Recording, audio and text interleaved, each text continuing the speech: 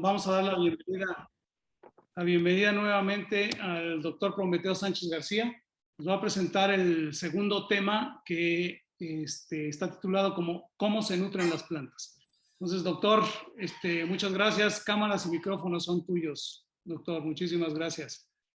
Sabemos que estás ocupadísimo y, y traes viajes todavía en la noche. Entonces, muchas gracias por estar aquí con nosotros y compartir todo tu conocimiento. Adelante, Gracias. doctor. No, gracias, Jesús. Antes que nada, otra vez por la invitación, ¿verdad? Siguiendo la secuencia de los temas que habíamos planteado inicialmente, ¿verdad? El día de hoy nos toca el cómo se nutren las plantas también, ¿verdad? Hablar de aspectos generales de nutrición.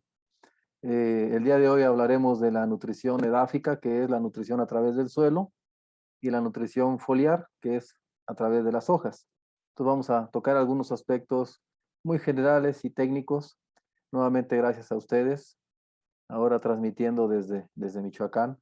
Entonces, pues gracias, Jesús, nuevamente a Leo por el apoyo. Pues sin más preámbulo vamos a dar inicio a esta charla. Al término de ella le pedí a Jesús que pues socializara esta charla, ¿verdad? Para que todos vayan teniendo las presentaciones que vamos a ir viendo durante todas estas semanas, ¿no? Bien, ok. Bien, pues vamos a continuar. Les decía que el padre de la medicina sistémica, ¿verdad? Que era Hipócrates de Cos, decía que tu alimento sea tu medicina y tu medicina sea tu alimento. Entonces, eso responde a la pregunta que ustedes están viendo en pantalla que dice ahí, ¿para qué comer plantas? En realidad nosotros, ¿verdad? Necesitamos comer pues para obtener pues las calorías, los minerales, como están viendo ahí en pantalla, ¿no? Carbohidratos, fibras, azúcares, proteínas, todo lo que nuestro organismo necesita para desarrollar actividad diaria y que nuestro cuerpo esté sano y saludable, como decimos, y más ahora en esta época, ¿no? Que hablamos de la salud. Pero vean, el día de hoy vamos a platicar un poquito de esto, cómo las plantas, ¿verdad? Fabrican su alimento a través de todo lo que tiene a su alrededor. Ven, por ejemplo, creo que este gráfico sintetiza o resume prácticamente lo que es el proceso de cómo las plantas fabrican su propio alimento. Entonces, vean, ellas necesitan aire. ¿Ya?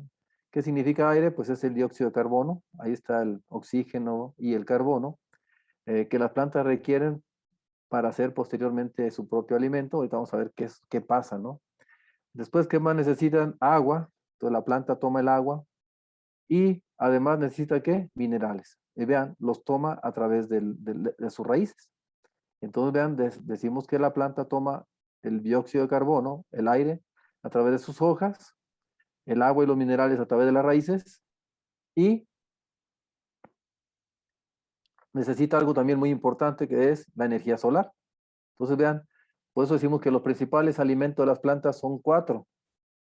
El agua, el aire, los nutrientes y el sol. ¿Vean? También el sol es fuente de energía para la planta. Entonces, ¿qué es lo que hace la planta? Lo único que hace es transformar esta energía lumínica que se conoce, o energía solar, vean, la transforma en alimento, a través del proceso que ustedes ya conocen, que se dice como fotosíntesis. Es decir, es la formación de alimentos o la síntesis de alimentos a través de la energía solar. Entonces, vean cómo la planta carbono, oxígeno, hidrógeno, que vienen en el agua y en el aire, forma los famosos, ¿qué? Azúcares, ¿verdad? Carbohidratos, le llamamos fotoasimilados, que no son otra cosa más que su propio alimento. Pero para eso se necesita nutrientes. ¿Qué hacen los nutrientes? Como decimos, son catalizadores. Hacen que este proceso ocurra. Entonces, vean, vamos a ver más adelante esta situación. Esto nosotros lo aplicamos muy bien en la agricultura porque nosotros, para poder obtener alimentos o productos agrícolas, altos rendimientos, a lo que yo le llamo cantidad, que sean de apariencia, ¿verdad? Muy bonita, que sean frutos bastante o alimento bastante de mucha calidad y además que sean sanas, que las plantas estén sanas. Entonces vean cómo este concepto de la nutrición o de la formación de fotosintatos que a través del cual la planta genera su propio alimento, pues podemos obtener plantas y alimentos de muchos, ¿verdad? Cantidad, calidad e inocuidad. Y para eso, vean, como decimos, lo que ya decían los antiguos griegos, que todo estaba hecho de 4 elementos. Hasta la fecha, vean, estos conceptos siguen siendo actuales. Vean, decían los antiguos griegos que todo estaba hecho de agua, sol, aire y tierra. Si lo vemos, ¿qué necesita la planta? Agua, de donde toma el hidrógeno y el oxígeno. El aire, dijimos que es el CO2, de donde toma el oxígeno y el carbono, aquí está. El sol, pues es la energía lumínica, y la tierra es el suelo que aporta los nutrientes necesarios para que la planta empiece a ¿qué? A transformar esta energía lumínica en su alimento. Vean, aquí está viendo usted la fórmula de la fotosíntesis. Carbono más hidrógeno más energía solar. Y esto, catalizado por los nutrientes, se forman ¿qué? Oxígeno, agua y alimento. Entonces vean, la planta inicialmente que hace su propio alimento y después le da alimento pues a todos los seres vivos, ¿verdad? En el planeta Tierra. Por eso, la vez pasada hablaba yo que eh, el manejo integral de la nutrición de cultivos considera 5 aspectos. Ya vieron en la primera charla, hablamos mucho del suelo, ¿verdad? Ya vean cómo vamos a ir armando el rompecabezas. O la selección del sustrato.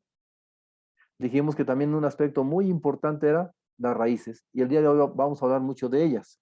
¿Por qué? Porque vamos a hablar de la nutrición edáfica, es decir, cómo las plantas toman los nutrientes a través del suelo. Entonces, vean, es muy importante no solamente tener raíces muchas y sanas, sino que estén protegidas, no enfermas. Y vean, también platicaremos el día de hoy algo sobre la nutrición, cómo aportar los nutrientes a las plantas. Y bueno, es un tema que también posiblemente lo toquemos ya en un futuro, ¿verdad? El tema de la bioestimulación, que es hacer que la planta coma, ¿verdad? Porque una cosa es depositar los nutrientes, pero si el clima no nos favorece, pues la planta se estresa y ya no come igual. Bien, entonces vean, podemos decir que la planta está hecha prácticamente de elementos químicos. Los 3 primeros que están viendo aquí se le conoce como elementos organogénicos, orgánicos, porque son los que nos dan ¿qué? El alimento principal de las plantas, que son los carbohidratos. Vean entonces, y esto viene en el agua y en el aire. Vean, las plantas prácticamente están hechas en un 95, 98% es agua y aire. Vean lo importante que es el riego o las lluvias, ¿verdad? Para las plantas. Y solamente el 2 y el 5% de lo que constituyen a las plantas son los minerales. ¿Verdad? Entonces vean, ¿qué dijimos que son los minerales? Catalizadores, es decir, hacen que funcione toda la planta para que ésta pueda tomar, ¿qué dijimos? La energía solar y procesarla para generar alimento. Pero vean, si decimos que las plantas están hechas básicamente de carbono, hidrógeno y oxígeno y minerales, ¿de qué creen que estamos hechos nosotros? Vean, de igual manera, lo que más tenemos son los elementos que le llamamos ¿qué? Organogénicos, orgánicos, oxígeno, carbono, hidrógeno, y el resto son los nutrientes, los minerales. Por eso vean, en medicina le llaman elementos bioquímicos o bioelementos. En la planta simplemente son nutrientes y compuestos orgánicos, lo que genera la planta. Entonces, si nosotros comemos vacas, las vacas comen plantas. Si nosotros comemos frutas, comemos hortalizas, pues obvio que la composición química de nuestro organismo es exactamente igual que el de las plantas, ¿verdad? Entonces, casi el 98, 95% de nosotros somos ¿qué? Hidrógeno, carbono y oxígeno. Aquí lo pueden sumar, vean. 65% oxígeno, 18% carbono y 10% hidrógeno. El resto somos minerales. Vean lo importante que son los alimentos para nosotros y vean lo importante que es producir alimentos de buena calidad y vean lo importante que es conservar bien los suelos, nutrir bien a las plantas, porque si nosotros nutrimos bien bien a la planta, nos estamos nutriendo bien a nosotros. Ya lo veíamos en el tema anterior. Un suelo de mala calidad, ¿qué nos da? Plantas de mala calidad. Si consumimos alimentos de mala calidad, nuestra salud va a ser de mala calidad. Entonces vean cómo todo esto está relacionado, ¿verdad? Pero vean, los nutrientes son elementos químicos. Ahí están viendo ustedes la tabla periódica de los elementos. Todos los nutrientes son elementos químicos, pero no todos los elementos químicos son nutrientes. Solamente, ¿verdad? Algunos de ellos nutren a la planta. Otros están ahí porque están en el suelo, en el agua o el medio, ¿verdad? Donde están creciendo las plantas, pero no todos son nutrientes, le llamamos esenciales para las plantas. ¿Qué significa que nutrientes es esencial para la planta? Que sin este nutriente la planta no puede desarrollarse, no puede completar su ciclo de vida. Entonces vean, ahí están viendo un sinnúmero de elementos químicos que podemos encontrar en la planta, pero solamente estos que están en amarillo son nutrientes. ¿Qué dijimos? Los tres primeros son los elementos que le llamamos o nutrientes orgánicos, organogénicos. Son los que nos dan compuestos orgánicos, ¿verdad? Fibra, proteínas, carbohidratos, azúcares, todo esto tiene carbono, hidrógeno y oxígeno. Pero vean, también aquí tenemos a los minerales. Entonces, podemos decir que las plantas requieren de 13 elementos esenciales que son los nutrientes y el resto son los elementos organogénicos. ¿Cómo se clasifican los nutrientes para la planta o en la planta? Macronutrientes, le llamamos a aquellos nutrientes que son los que más ocupa la planta en cantidades. Y micronutrientes son aquellos que la planta necesita en menor cantidad. No porque sea macro y micronutriente podemos decir que son más importantes unos y otros. En la nutrición vegetal, nosotros manejamos un concepto que se llama la ley del mínimo. ¿Qué significa la ley del mínimo? Que no, por insignificante que sea el requerimiento de un elemento como el molibdeno, por ejemplo, no quiere decir que no sea tan importante como el nitrógeno, que es el que más demandan las plantas, ¿verdad? Entonces, vean, tenemos a los macronutrientes, que son los que más demandan las plantas, primarios, nitrógeno, fósforo y potasio. Y secundarios, les llamamos al calcio, magnesio y azufre. Y después vienen ya los micronutrientes, oligoelementos, microelementos que serían el hierro, manganeso, boro, zinc, cloro, cobre y molibdeno. Aunque ustedes no lo crean, el cloro también es un elemento muy importante para las plantas y es considerado esencial. Entonces vean, cualquier problema que haya en el suelo o en el medio de crecimiento de la planta, pues vean, se va a reflejar en síntomas, le llamamos. Síntomas, ya ven que hay dos tipos de síntomas, bióticos, aquellos que son generados por plagas, ¿verdad? Por seres vivos, y abióticos, aquellos que son generados por agentes no vivos, el clima, el agua, en este caso los nutrientes. Entonces vean, cualquier falta de un nutriente en la planta, automáticamente la planta va a decir, me siento mal, ¿eh? Necesito un nutriente. ¿Por qué? Porque los nutrientes están cumpliendo alguna función muy específica en la planta. Ahorita vamos a ver rápidamente, ¿verdad? ¿Qué hacen los nutrientes en las plantas? O por qué de repente aquí vean, normalmente cuando producimos zarzamoras, frambuesas y algunos otros órganos, frutos, en general, pues vean, cada bolita que ustedes ven aquí fue una flor. ¿Qué me está diciendo esto? Que el boro es muy importante en la floración. Y entonces, si hay una mala floración por falta de boro, el boro es muy importante para la viabilidad del polen. Hay una mala fecundación si falta boro. Entonces, si no hay una buena fecundación, pues vean, no se forman frutos suficientes o de buena calidad, de tal manera que ya no tenemos este fruto compuesto, ¿ya? Se llama polidrupa. En realidad, la zarzamora, la frambuesa no son frutos, son polidrupas. Entonces, cada bolita que ustedes ven aquí es una drupela, es un frutito. Y cada frutito en su momento fue una flor. Entonces, vean, y así cada elemento pues tiene una función muy específica. De tal manera que vamos a ver rápidamente para qué son importantes los nutrientes en la planta, ¿verdad? En uno o dos minutitos vamos a recordar qué hace cada nutriente en la planta. El nitrógeno ya dijimos que es un elemento muy importante, el que más ocupan las plantas, porque prácticamente casi todos los compuestos orgánicos en la planta, muchos de ellos están hechos a base de nitrógeno. Uno de ellos, vean, son los aminoácidos. Entonces, aquí tenemos muchos aminoácidos, se dice que son 20 o más, los más importantes serían 20, y cada aminoácido pues tiene una función también muy específica en la planta, así como en los seres humanos. Entonces vean, ¿la planta necesita nitrógeno? No, la planta lo que necesita son ¿qué? Aminoácidos. ¿Y qué son los aminoácidos? Son cadenas, se forman proteínas. Entonces vean, entonces quiere decir que cuando yo fertilizo a la planta ¿Para qué la planta necesita el nitrógeno? Para hacer proteínas. Ese es el alimento de las plantas. La planta después de que, ya dijimos, toma carbono, toma el oxígeno, toma el nitrógeno, toma todos los nutrientes, genera lo que le llamamos metabolitos primarios. ¿Qué son los metabolitos primarios? Es el alimento de las plantas. Proteínas, azúcares y grasas. Vean, ese es el alimento de las plantas, al igual que nosotros. Proteínas, azúcares y grasas. Entonces se puede llamar de otra manera, ¿no? Carbohidratos, lípidos o proteínas. Pero entonces vean, quiere decir entonces que todo lo que la planta come, toma el agua, el aire y los nutrientes, ¿qué están originando? Proteínas, grasas, si quieren llamarlo así, y azúcares. Por eso nosotros hemos satanizado mucho a las grasas, a los azúcares. Claro, en exceso todo es malo. Pero si ustedes comen lechuga, también están consumiendo ¿qué? Lípidos, que son grasas. Están consumiendo ¿qué? Azúcares. Por eso siempre pongo el ejemplo. Si la vaca come pasto, ¿y por qué está bien gordita? ¿Verdad? ¿Por qué? Porque finalmente en ese pasto pues hay todo esto que estoy mencionando. Hay proteínas, hay azúcares, hay lípidos, que son grasas. Y si la vaca no hace ejercicio, pues por eso engorda.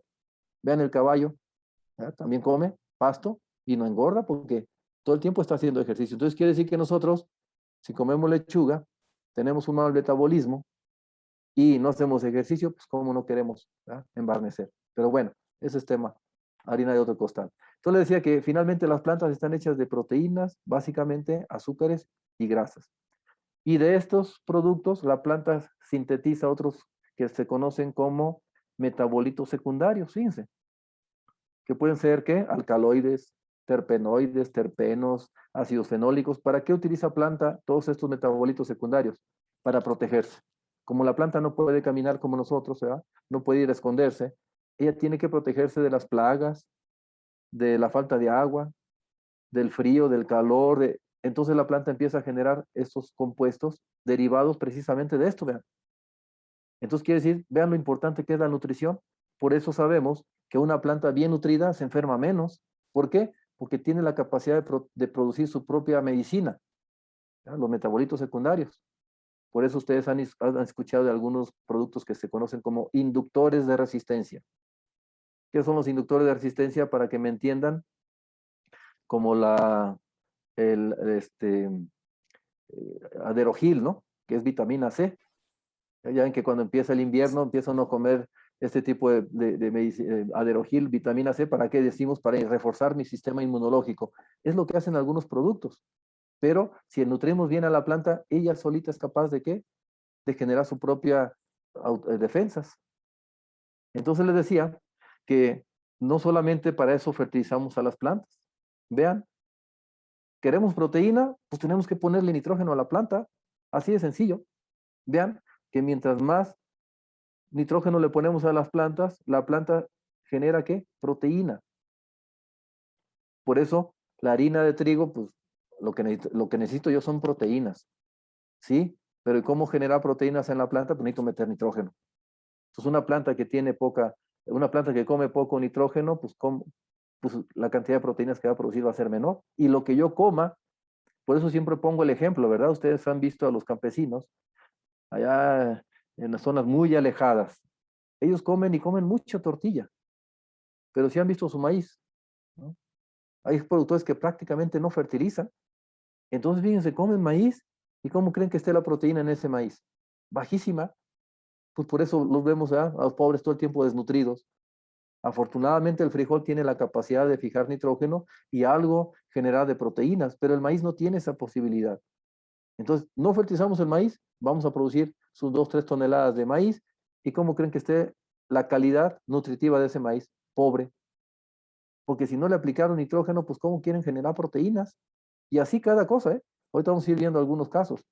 El fósforo, pues, viene la palabra fosforescente, ¿no? Viene la palabra fósforos, griega, que es portador de luz, ya que el fósforo cuando reacciona con el oxígeno, pues emite una luz, ¿no? Por eso viene la palabra fosforescente. El fósforo es sinónimo de energía, tanto para nosotros, ¿verdad? Como para las plantas. Entonces, vean, si nosotros consumimos plantas, pues también estamos de alguna manera generando energía. Entonces, vean, nosotros generamos la energía cuando respiramos. Las plantas de igual manera, las plantas respiran y generan energía, pero también, vean, necesitan fósforo. Ahí están viendo la molécula de ATP que le llamamos, adenosina trifosfato, que tiene fósforo. Entonces, vean, el fósforo es muy importante, sobre todo en las etapas de generación de raíces, donde hay un desgaste energético de la planta, y en la floración. Fíjense, son dos etapas muy importantes para el fósforo. Raíces y flores. No quiere decir que no se ocupe para todos los demás procesos, ¿no?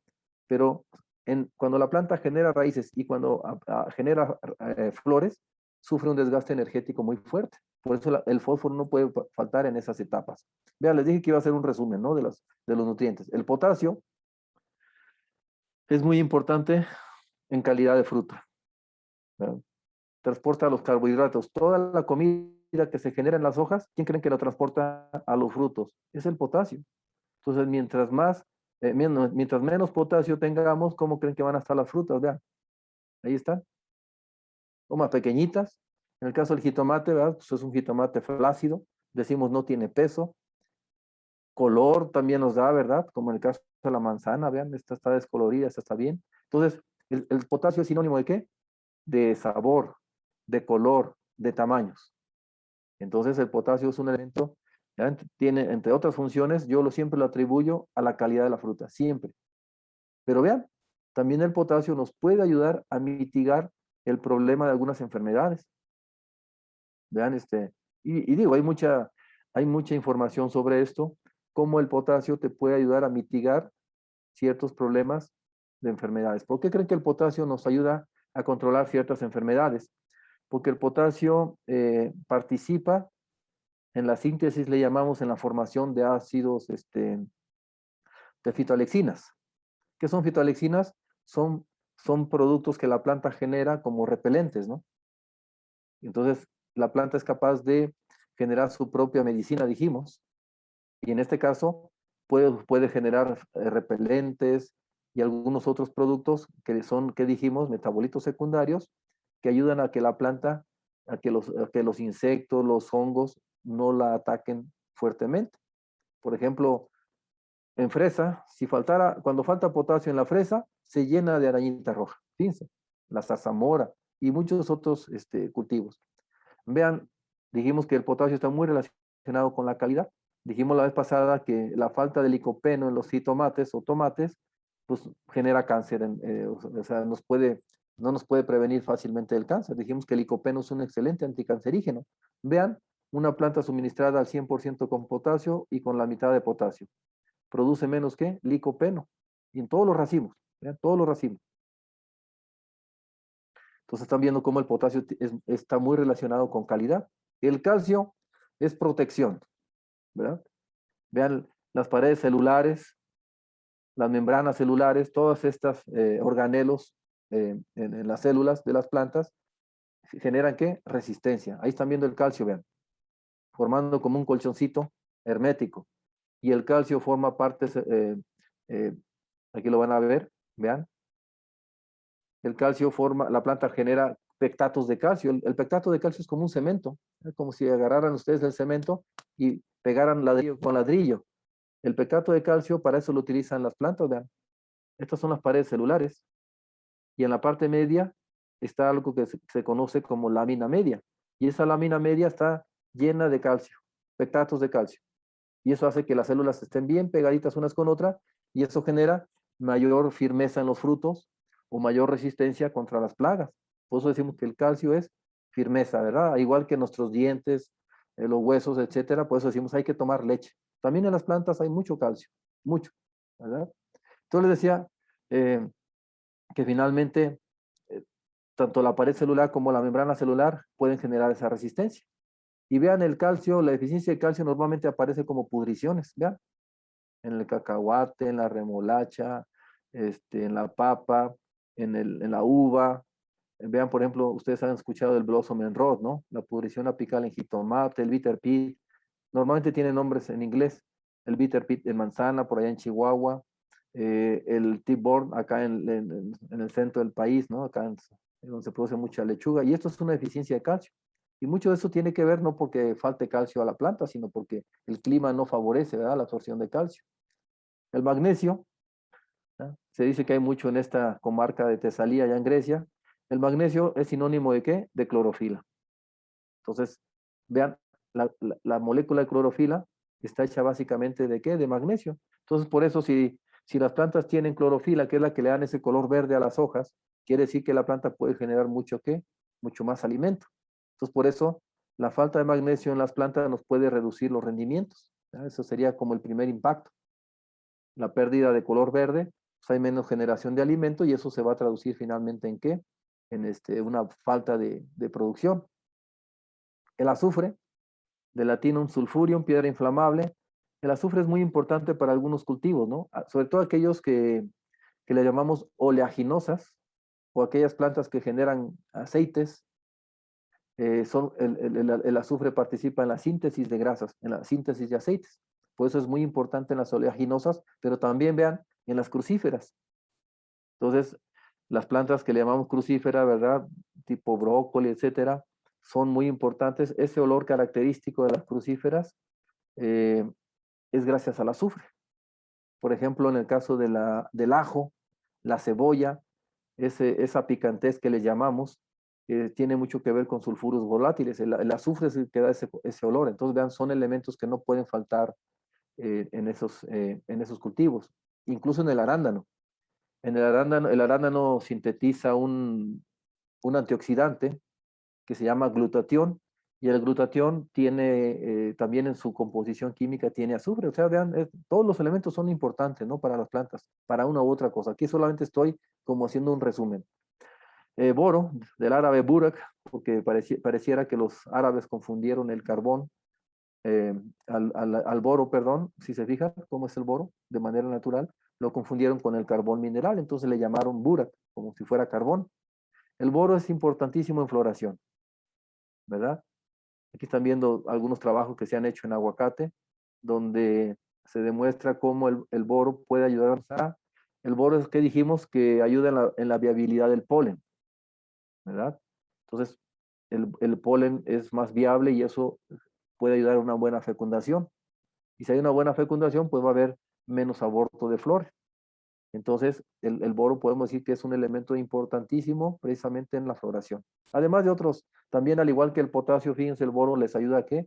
A retraslocar azúcares, a mover la comida de las hojas hacia los órganos de demanda. Vean, por ejemplo, la falta de boro en pera. Como hay una mala floración, vean, normalmente en cítricos, vean cómo se une la cáscara prácticamente o sea, el endospermo, que es la pulpa, ¿no? Vean, en el caso de la fresa, da este fruto deforme, vamos a llamarlo así. ¿Por qué? Dijimos que en la zarzamora y la frambuesa son polidrupas. En el caso de la fresa no son frutos tampoco, se llaman aquenios. Y si se fijan, cada semillita que hay en la fresa fue un fruto, o es un fruto, y ese fruto fue una flor. Entonces, cuando hay una mala floración, pues vean, nos da frutos deformes. Eso es típico en la fresa. Esa deformación es una falta de boro. Pero vean, aquí están viendo ustedes, entonces ya hice un breve resumen, ¿verdad? Y créanme que las funciones de los nutrientes en las plantas es mucho más amplia de lo que ustedes se imaginan. Yo simplemente quise hacer un resumen de la importancia de los nutrientes para la planta y de igual manera para nosotros. Pero vean, resulta que suelos que tienen pHs abajo de 5.5, a los que les llamamos ácidos, resulta que ellos a pHs ácidos, vean, tenemos baja disponibilidad, decimos, se bloquean el nitrógeno, el fósforo, el potasio, azufre, calcio, magnesio. O sea, los macronutrientes se bloquean en pHs ácidos, que es el principal dolor, ¿no? De las zonas donde llueve mucho, donde los suelos son muy ácidos, ahí van a tener problemas muy fuertes con macronutrientes. Pero vean, cuando el pH es alcalino, arriba de 7,5, ya podemos decir, empieza a haber problemas de los micronutrientes. Hierro, manganeso, boro, cobre y zinc. Quiere decir entonces que en el sureste de México vamos a tener muchos de estos problemas por tanta lluvia. Se lavan, ¿verdad? El calcio, el magnesio, sale el aluminio, ¿verdad? Empieza a haber una situación de acidez. Por eso en el sureste tenemos muchos problemas pues, de macronutrientes por pHs tan ácidos. Y si nos vamos hacia el norte, del centro hacia el norte de México, como casi no llueve, pues tenemos suelos que alcalinos. Entonces vean, estas dos condiciones generan bloqueo o de macronutrientes o de micronutrientes. Por eso es bien importante siempre mantenernos en pHs entre 5.5 y 7 en los suelos, para que los nutrientes estén prácticamente disponibles, ¿ya? Para la planta. Si no, va a haber un bloqueo de ellos. El cloro, ¿ya? Por eso de ahí viene la palabra clorosis, ¿no? Del griego cloros, que es un amarillo verdoso. Vean, el cloro es un gas y también es muy importante para las plantas, ¿ya? Aquí no, más, es bien raro ver deficiencias de cloro en las plantas, ¿eh? Uno siempre dice clorosis, está clorótica, pero es por otras deficiencias de otros nutrientes. Pero en las plantas es muy difícil ver deficiencias de cloro. Lo que normalmente vemos son toxicidad, ¿no? El exceso de cloro pues genera quemaduras en las plantas, toxicidad. Por eso le decía aquí, ver deficiencias de cloro en las plantas es muy raro, porque el cloro predomina, es muy dominante en el agua. Entonces, si hay agua, si la planta está tomando agua, normalmente está tomando cloro. El zinc es un elemento muy importante en división celular. ¿Qué significa división celular? Crecimiento de las células. Por ejemplo, para el crecimiento de los frutos. También el zinc es muy importante en la elongación del tubo polínico. Ya ven que el polen, el tubo polínico, a lo mejor para que quede como más claro, si han visto los pelos de elote que le llamamos, ¿no? Esos pelos de elote en realidad son tubos polínicos. Es un tubo que tiene que ir y va a fecundar a la flor. Y en ese elongamiento de ese tubo polínico está bien involucrado el zinc. Por eso el zinc es un elemento que no puede faltar en el cultivo de maíz, porque si no hay una buena polinización, pues no hay un buen desarrollo de la mazorca, ¿verdad? Pero vean, y también el zinc y el fósforo que dijimos son importantísimos en el crecimiento de raíces. ¿Qué dijimos? División celular. Siempre que haya crecimiento, división de células, ahí va a estar involucrado precisamente el zinc. Hay también algunas deficiencias de zinc en las hojas. En las hojas nuevas normalmente presentan esta clorosis, le llamamos. El maíz, por ejemplo, es muy sensible. Los cítricos, casi todos los cultivos, ¿no? Que están en pHs muy alcalinos tienen ese problema. El hierro, de todos los micronutrientes, fíjense, el elemento que más demandan las plantas es el hierro. Por eso cuando tenemos presencia de un pH alcalino en los suelos, normalmente vemos la clorosis férrica. La clorosis férrica es un amarillamiento provocado por el hierro. Y lo van a ver siempre en las hojas nuevas, ¿verdad? Vean, por ejemplo, aquí se hizo una aplicación foliar a esta planta es un durazno. Se le hizo una aplicación foliar con hierro y vean, se recuperó un poco. A veces no se logra recuperar lo suficiente, ¿no? Vean las plantas, estas son frambuesas, remolachas, entonces hay plantas que son muy sensibles a las clorosis férricas, es decir, al pH alcalino. Por eso tenemos que hacer aplicaciones foliares, ¿verdad? O al suelo con hierro, pues para poder, sobre todo foliares, para poder ayudarles. El cobre es un elemento que está muy relacionado con algunos procesos en la planta, sobre todo en la respiración, en la fotosíntesis.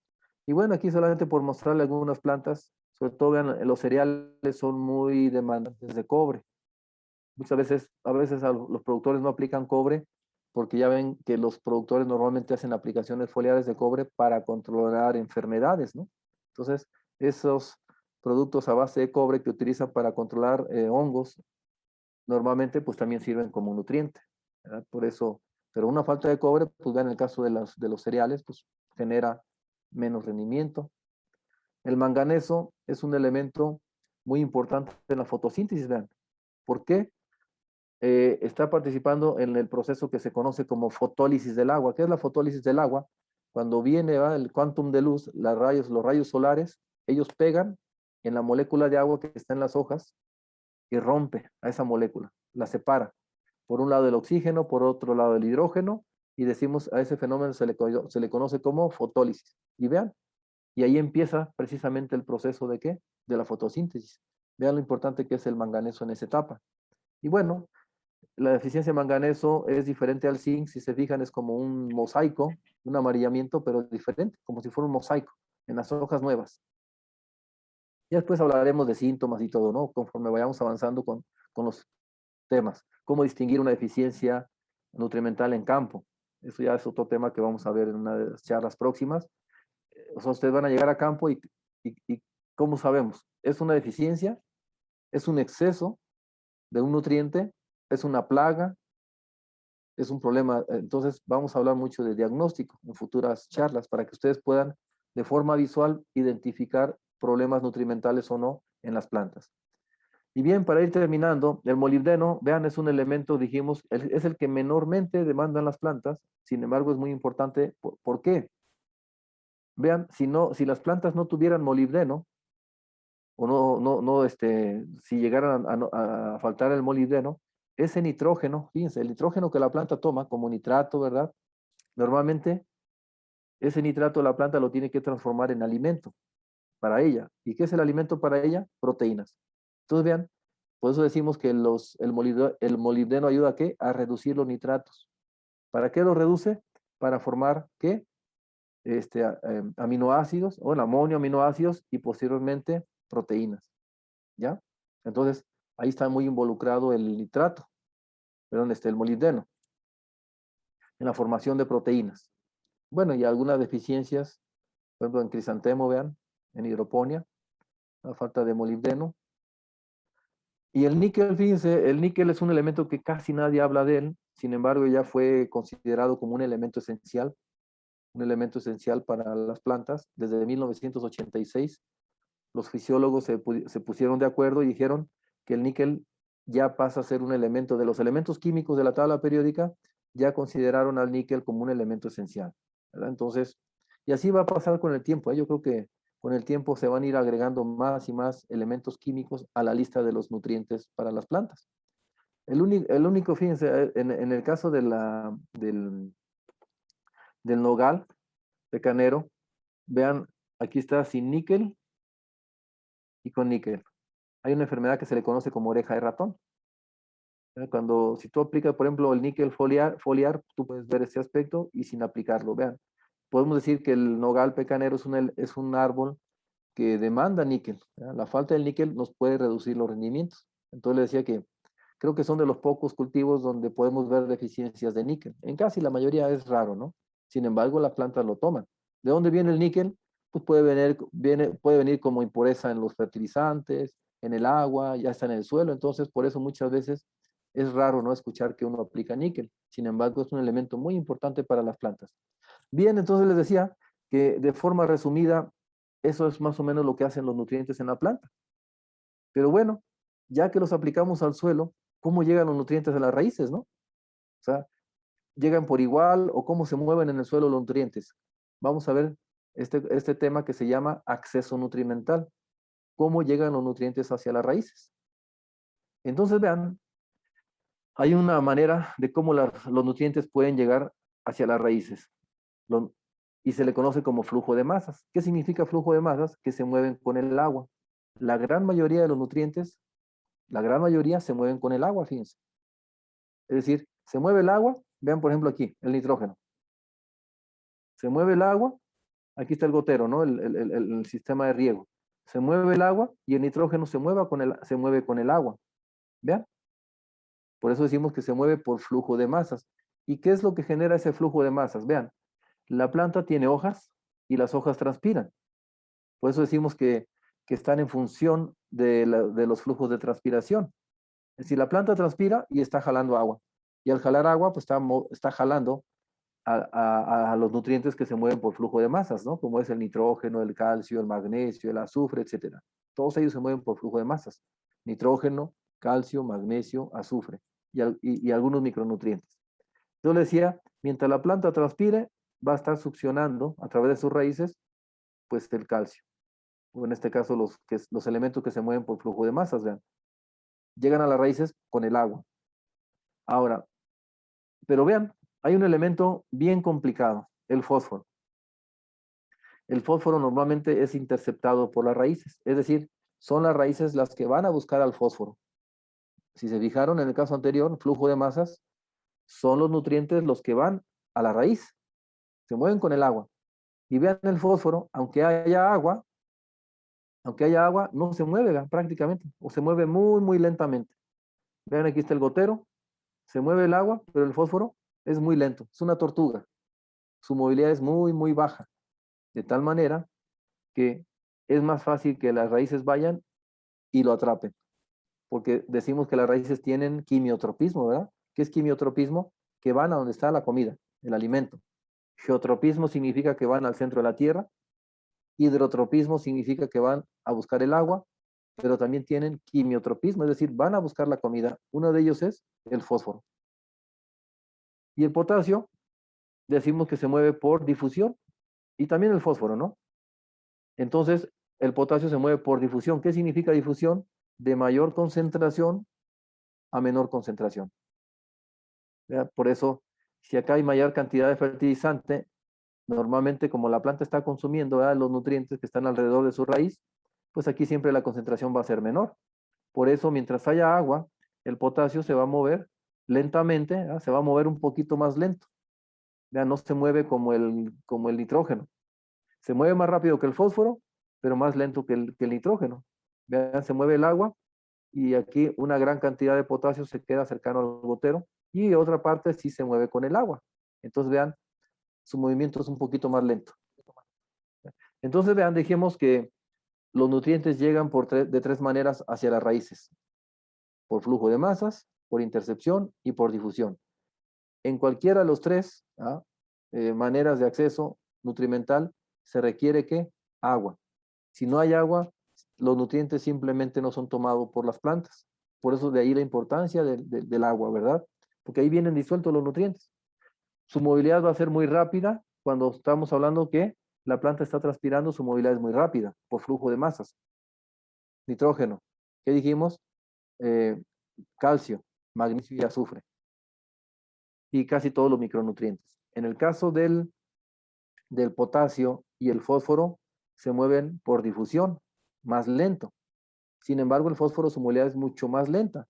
Por eso es más probable que las raíces vayan y lo intercepten, ¿no? Ahora, ya que están en las raíces, vamos a ver cómo son absorbidos los nutrientes. ¿Qué pasa cuando el nutriente ya está afuera de la raíz? ¿Qué tiene que pasar para que pueda ser ingresado hacia el interior? Entonces, vean, las raíces pues tienen muchas funciones. Ustedes ya las conocen. Cuando uno estudia en la escuela, ¿verdad? En la primaria, te hablan mucho de que las raíces son muy importantes para que la planta tome agua, nutrientes, etcétera. Pero vean, las raíces tienen muchas funciones en el suelo, en la planta y en la interacción suelo-planta. Ya dijimos que las raíces sirven de anclaje. Vean, se forman algunas hormonas que son utilizadas en las hojas, también se forman en las raíces. Las citocininas, que son ¿qué? Nos dan crecimiento. También las raíces sirven para absorber nutrientes. Vean, algunas nos sirven como almacén de alimentos, zanahoria, betabel, todos esos, ¿no?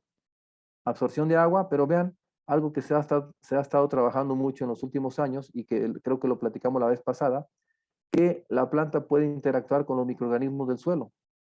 ¿Ya?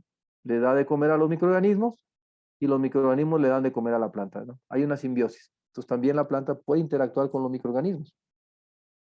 Pero vean, las raíces tienen varias zonas que les llamamos. Si ustedes ven un corte anatómico de una raíz, hay varias zonas. Aunque ustedes tengan una raíz, los nutrientes no se absorben por toda la raíz. Hay ciertas partes por donde la raíz va a tomar los nutrientes. ¿Cuál es esa parte? Es esta, vean. Donde hay pelos absorbentes, allí ocurre la mayor absorción de nutrientes. Si las plantas no tienen pelos absorbentes, como en el caso del aguacate, ¿no? Del arándano, carecen de pelos absorbentes, sobre todo el aguacate, entonces el aguacate come principalmente por la punta de las raíces. Entonces, por eso, y principalmente sabemos que el calcio, fíjense, el calcio se absorbe con los puntos de crecimiento, principalmente, es decir, acá, en esta parte. Pero la mayoría de los nutrientes se absorben por la zona de maduración. ¿Qué significa la zona de maduración? Donde están los pelos absorbentes. Por ahí entran los nutrientes, la mayor cantidad. Y después tiene una zona que le llamamos madura, es una zona más lignificada, más dura, vamos a decirlo así, se ve hasta un color café. Por ahí no comen las plantas. Fíjense, no es suficiente con tener raíces, hay que tener raíces ¿qué? Nuevas. Las raíces nuevas, esas raíces blancas, son muy importantes para las plantas, porque por ahí la planta puede tomar agua y puede tomar nutrientes. Ya que están, vean, ya aquí está el pelo absorbente, entonces los nutrientes pueden entrar de dos maneras hacia el interior. Vean, aquí está los tejidos de conducción. ¿Cuáles son los tejidos de conducción? Xilema y floema, ¿no? Ustedes han escuchado. El xilema es un tubo por donde sube la savia bruta. La savia bruta, si se fijan, es agua con nutrientes, nada más. Y la savia elaborada, esa ya baja por otro tejido que se conoce como floema, ¿verdad? Ahí baja la savia bruta. ¿Qué es la savia bruta? Pues es lo que la planta fabricó. ¿Qué dijimos que eran qué? Proteínas, grasas y azúcares. Entonces, vean, la raíz le manda a la planta agua y nutrientes, a la hoja, perdón, y la hoja le manda azúcares principalmente hacia las raíces. O el alimento, ¿no? Lo va distribuyendo a través del floema. Pero vean, antes de que eso suceda, pues tienen que entrar el agua y los nutrientes. Dijimos que hay dos vías, ¿cómo ingresan? Hay una vía donde los nutrientes entran por difusión, es decir, la planta no gasta energía para tomarlos. Vean, aquí están viendo.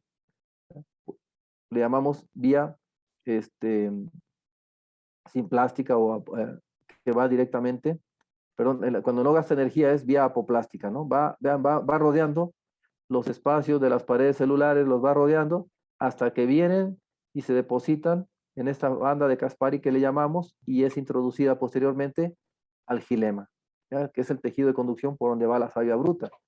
Pero también vean, puede entrar por otra vía, que es simplasto. En esta vía, normalmente la planta tiene que gastar energía. Entonces, por ahí el micrófono encendido, se me ayudan a silenciarlo, por favor.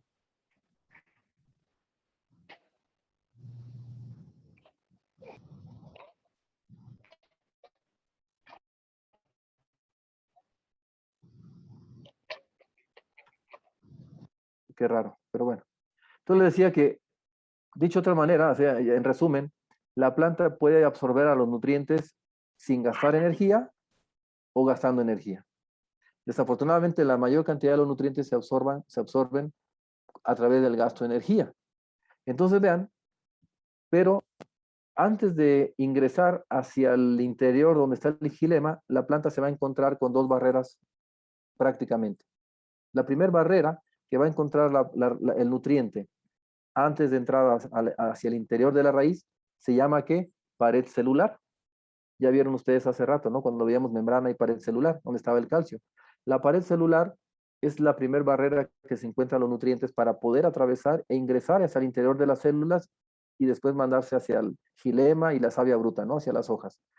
La pared celular tiene una característica, que tiene poros, ¿eh? Tiene orificios. Si se fijan, ¿qué diferencia hay entre una célula animal y una célula vegetal? La célula animal, nuestras células no tienen pared celular. En las plantas sí, tienen esa barrera, ¿verdad? Es como una pared, por eso se llama pared celular. Está hecha de qué, dijimos, de calcio principalmente, de algunos de carbono, hidrógeno, oxígeno, pero el calcio también, ¿verdad? Está fuertemente participando en esa rigidez que tienen las paredes celulares. Pero vean, entonces lo primero que se encuentran los nutrientes es orificios, ¿no? Hoyos. Afortunadamente esos orificios son muy grandes. Normalmente el diámetro de un nutriente es cerca de 1 nanómetro, fíjense.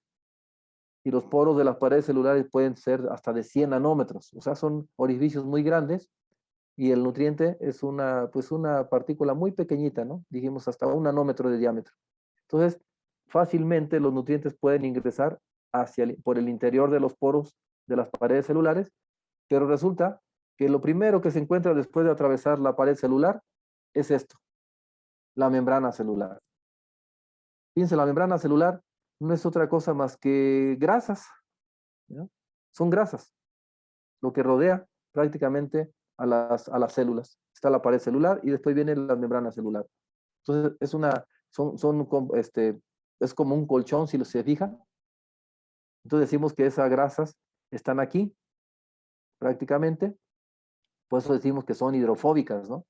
Entonces, vean este colchoncito, vean cómo son capaces de atravesar los nutrientes. Aquí lo están viendo en pantalla.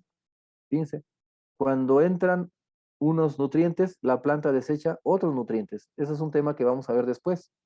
La planta no solamente come, como nosotros, también vamos al baño, ¿verdad? Las plantas también desechan. Entonces, vean, la planta cuando come cargas positivas, libera cargas positivas, es decir, desecha cargas positivas. En este caso son los hidrógenos, no los protones. Cuando come cargas negativas, también libera cargas negativas para mantener su equilibrio interno. Entonces, vean, la planta, ¿qué dijimos? Los nutrientes van, se encuentran con el poro de la pared celular, lo atraviesan y después viene ya el ingreso hacia el interior de la célula. Tiene que atravesar esa membrana celular. Para atravesar la membrana celular, normalmente la planta tiene que gastar también, ¿qué? Energía. Vean, siempre es un desgaste, al igual que nosotros, ¿no? Cuando nosotros comemos, pues levantamos la cuchara, pues estamos gastando energía. Igual la planta normalmente se está desgastando cuando come.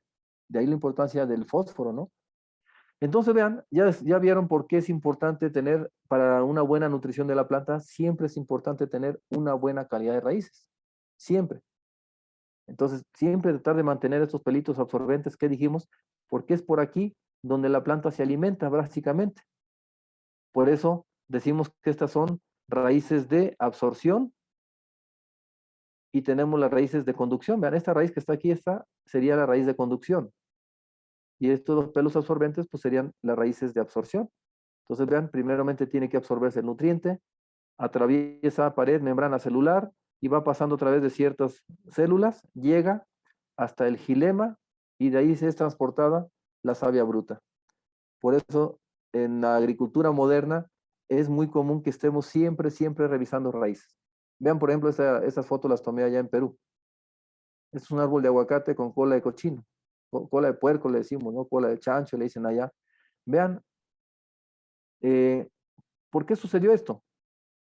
Cuando, ya ven que cuando uno compra plantas de vivero, muchas veces llega a la raíz y pega abajo, en la bolsita. Cuando son plantas ya muy viejas, ¿no? Pegan abajo y la raíz, como no tiene para dónde irse, en esas bolsitas plásticas empieza a enroscarse, enrollarse. Y vean, si no hacemos nada para solucionar eso, se van y se trasplantan y después sucede esto, vean, con los años, pues la raíz se sigue pues, su crecimiento así, ¿no? Se va enroscando, se va enrollando. Y vean estos aguacates que ustedes están viendo ahí, estaban produciendo más o menos hasta 40 toneladas por hectárea. Son de 7 años de edad. Pero después de este fenómeno, ¿qué sucedió? Los rendimientos se vinieron para abajo, para abajo, para abajo. Ahorita el problema no es que no son 2 árboles, son 1000 hectáreas. Fíjense, 1000 hectáreas. Entonces está haciendo una renovación de plantas anualmente. Se están destruyendo 100 hectáreas y se están trasplantando 100 nuevas hectáreas, ¿no? Pero fíjense, y todo fue generado por un problema de raíces, que los rendimientos se vinieron abajo. No se percataron, algo sucedió, pero la gran cantidad de las plantas traían este problema. Y no solamente es típico esto es acá en Apatzingán, ¿verdad? También cuando vean que los arbolitos no quieren crecer y están por allá en algún área, algo tienen abajo. Por eso tenemos que tener el hábito de revisar las raíces, ¿ya? Vean, cuando son suelos compactados, pues también las pobres plantas no pueden crecer, no tienen raíces. O están podridas, vean, fusario. Entonces, cuando la planta, a veces uno dice, ¿qué será una deficiencia nutrimental? Pues claro, esta planta tiene deficiencias nutrimentales. ¿Generadas por qué? Porque tiene las raíces podridas. Y si las raíces están podridas, pues no come, ¿verdad? Y si no come, pues cómo queremos tener los nutrientes ahí en la hoja. Por eso, vean, algo que hacemos mucho en los frutales, en muchas plantas, es revisar periódicamente el crecimiento de las raíces. Es muy común en la actualidad, en la agricultura moderna, poner estos rizotrones que les llamamos, para estar observando las raíces. Fíjense, por ejemplo, este colega, este es un brasileño que trabaja allá en Perú. Él atiende estas uvas, este es un suelo, ¿no? Donde se producen uva de mesa para exportación. Entonces, vean, algo que yo le aprendí a él. Él siempre está, bueno, él tiene gente que hace este trabajo, ¿no? Entonces, ellos, si se fijan, es una estructura metálica. Cada semana checan o cada 3 días revisan. Por ejemplo, cada puntito que ustedes ven aquí, lo hacen con el marcador. Entonces, vienen el día de hoy y ven dónde está la punta de una raíz, ¿no? Y ahí colocan un punto y le ponen la fecha. A la semana siguiente llegan y observan Si hay un crecimiento de raíz, pues quiere decir que la raíz se movió de ese punto. Es la manera como ellos están promoviendo el desarrollo de raíces. Es decir, saben si van a aplicar o no enraizadores. Hay muchos tipos de enraizadores. Aprovecho el tema para hablar de esto. ¿Cómo se puede estimular el crecimiento de raíces? Una es, pues ya saben ustedes, ¿no? Pues a muchos les gusta utilizar hormonas. Normalmente son auxinas, ácido indolbutírico, ácido indolacético. También se puede promover el crecimiento de raíces con ¿me ayudan con el micrófono, por favor? Ahí. No. Tú te quedas con el... A ver, me ayudan, por favor.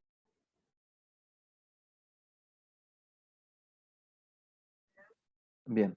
Entonces les decía que se pueden promover con hormonas sintéticas, con hormonas vegetales, auxinas también. ¿Qué más? Los aminoácidos, principalmente triptófano, asparagina, arginina, son aminoácidos que nos pueden ayudar a promover raíces. Los ácidos húmicos, ¿verdad? También nos promueven raíces. ¿Qué más? Los microorganismos nos pueden ayudar a promover raíces. Entonces, vean, hay muchas maneras de hacerlo. Por eso decíamos la vez pasada, lo importante es que el suelo tenga oxígeno. Y ya después nosotros podemos promover las raíces. Porque son el principal órgano de absorción nutrimental, ¿no? Vean, por eso todo el tiempo estamos revisando raíces, todo el tiempo. En frutales, esto es bien común. Vean lo que les decía, ¿no? Si no quiere crecer el árbol, algo tiene. Revisamos las raíces y seguramente tiene o muy poca raíz, o están pudriéndose, o tienen cola de cochino, etcétera. Cosas de ese tipo. Y vean, si no tengo raíces, cuando se viene la floración o el cuajado de fruto, pues aborta. O sea, recuerden, las raíces decimos que es el cerebro de la planta. Si no tenemos raíces, pues cómo queremos tener, cómo la planta va a absorber agua, nutrientes, cómo va a generar hormonas, todo eso. Y pues ya, por más que queramos nutrir a una planta, si no tiene raíces, pues va a suceder esto.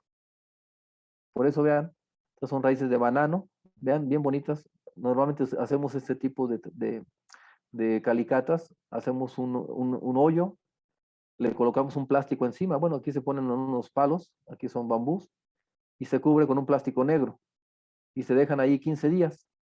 A los 15 días regresamos, quitamos el plástico y vemos cómo las raíces se salen, vean, cómo crecen. Y podemos observar el desarrollo de las raíces. Vean los pelos absorbentes, que son los que van a darle de comer y agua a la planta, y las raíces de conducción, que son estas, ¿no? Hacia lo largo. Pero vean, ya para terminar entonces, ya hablamos de la nutrición edáfica.